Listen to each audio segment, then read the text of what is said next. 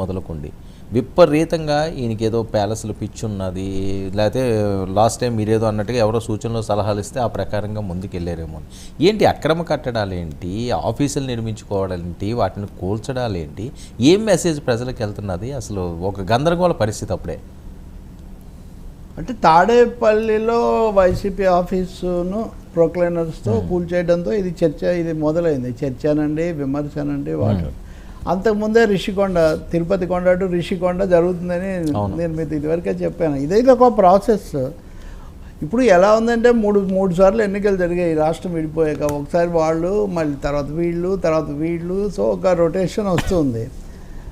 ఇప్పుడు వైసీపీ అనుమతి లేకుండా ప్రభుత్వ స్థలాల్లో భవనాలు కట్టుకుంది, అవి కార్యాలయాలు, వీటికి అనుమతి లేదు. సరే, విశాఖ ప్యాలెస్ ఇంకా ఇతర ప్యాలెస్లు అదొక టైపు, అవన్నీ ప్రభుత్వాన్ని వేరే ఒకటి. రెండోది, మీరు కూడా కట్టుకున్నారు కదా, మీరు కూడా అక్కడ విశాఖలో దసపల్లా దగ్గర మీరు కట్టారు, ఇంకో చోట కట్టారు అని. అంటే ఇక్కడ మీకు రెండు పెద్ద పాలక పార్టీలు కూడా ఇది ఒక కార్యక్రమం జరిగినట్టుగా అనిపిస్తుంది. సరే, జగన్ విలాసవంతమైన భవనాల విషయం వేరు, కార్యాలయాల విషయానికి వస్తే డెఫినెట్గా అవి చట్ట విరుద్ధంగా అనుమతి లేకుండా కట్టిన వాటి మీద తప్పకుండా చర్య తీసుకోవచ్చు కొత్త ప్రభుత్వం. అయితే చట్టబద్ధంగా తీసుకోవడం చాలా మంచిది.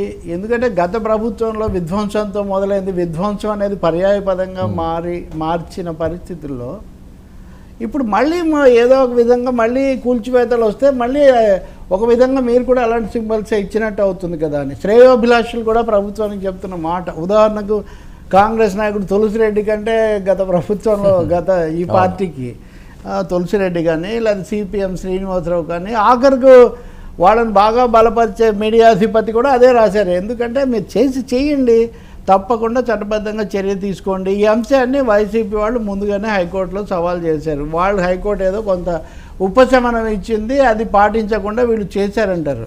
ఇక్కడ అసలు ఇన్ని స్థలాలు, ఇన్ని ఆస్తులు పెట్టుకొని ప్రభుత్వ స్థలాల్లోనే కట్టాల్సిన అవసరం లేదు. అంతవరకు నిజం. ఇప్పుడు బోటియాడ్లో కట్టారు, తాడేపల్లిలో అంటే నిస్సందేహంగా ప్రభుత్వ స్థలమే.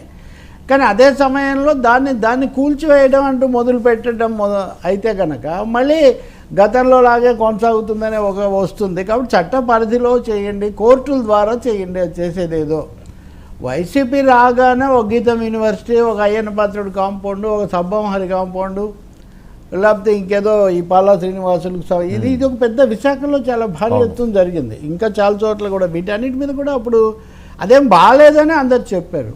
కాబట్టి ఇప్పుడు కూడా తప్పకుండా అధికారిక స్థలాలు, ప్రభుత్వ స్థలాల్లో అనుమతి లేకుండా ఆక్రమించినవి ఉంటే వాటి మీద నోటీసులు ఇవ్వచ్చు, ఇచ్చారు కూడా.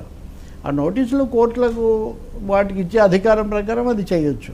కానీ ఇది ఒక యుద్ధంలాగా, ఘర్షణలాగా మారిపోయి ఇప్పుడు ఒకటి కొన్ని తాడేపల్లి అంటే అక్కడే ఉంది, అదేదో యాక్సిస్ రోడ్డుకు అడ్డంగా ఉంది, లేకపోతే ఇంకొకటి ఇలాంటి కారణాల వల్ల అన్నారు, అదేదో అయిపోయింది అనుకుంటే మిగిలిన చోట్లైనా సరే అవును ఇప్పుడు దృష్టి మొత్తం దీని మీద ఉండే కంటే కూడా కొత్త ప్రభుత్వం, దాని కొత్త విధానాలు, ఉదాహరణకు 5 సంతకాలు ఇట్లాంటివన్నీ ఉన్నాయి కదా, అలాంటి వాటి మీద దృష్టి పెట్టడం చాలా మంచిది. కానీ ఇది ఆగేటైతే కనిపించట్లేదు ధోరణి చూస్తుంటే మాట కదా. అసలు ఏంటి సార్ ఈ ప్యాలెస్లు ఏంటి, ఈ కట్టడాలు ఏంటి, అవి ఆఫీసు భవనాల్లో లేవు, ప్రతిదీ కూడా మీరు విజువల్ రూపంలో చూస్తుంటే అసలు ఏం మెసేజ్ ఇద్దాం అనుకున్నారంటే ఇంకా ఎట్టి పరిస్థితుల్లో మనం ఓడిపోము అనే ధీమా ఏమన్నా ఆయన పెట్టుకున్నారా? అధికారంలో ఉన్నంత వరకు అలాగే ఉంటుందబ్బా. అదే అధికారం అనేది అట్లాంటిది. వాస్తవంగా ఒక విధమైన అధికారం, ఒక విధమైన అహంకారానికి దారితీయటం.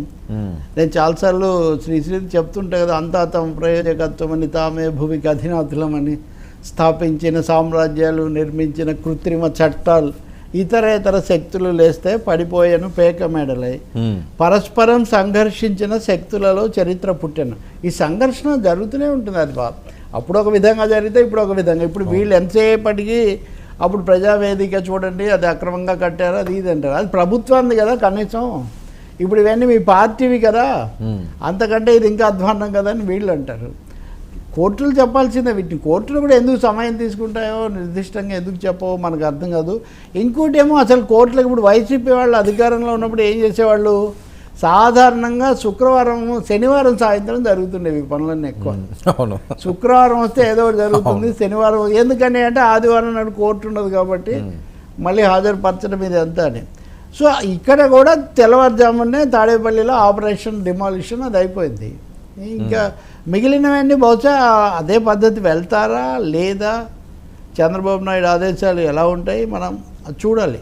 కానీ ఎక్కువ మంది కోరుకునేది మటుకు అది వరకు ప్రభుత్వం మీద ఏ విమర్శ అయితే ప్రధానంగా చేశారు దాన్ని ఒక పర్యాయపదంగా మార్చి ఆఖరికి ఆ ప్రభుత్వాన్ని కూడా కూల్చడానికి ఏ ధోరణి అయితే కారణమైందో మళ్ళీ దాన్ని తీసుకోవడం కంటే కూడా చట్ట ప్రకారం వెళ్ళటం మంచిది అనేది అందరు చెప్తున్నమాట.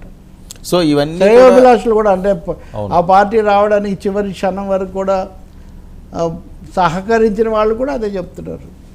సార్ ఇవన్నీ కూడా జగన్మోహన్ రెడ్డికి ఇరకాటంలో పెట్టినట్టే అని అనుకోవచ్చా? నువ్వు తప్పకుండా ఇప్పుడు వాళ్ళు అంత ఘోరంగా ఓడిపోయి అంత తక్కువ స్థానాలకు పడిపోయిన తర్వాత ఇంకా ఇప్పటికే విపరీతమైన ఇరకాటం, దానితో ఇంకా చాలా తప్పులు. ఒకటి మీరు గుర్తుపెట్టుకోండి, సుప్రీంకోర్టు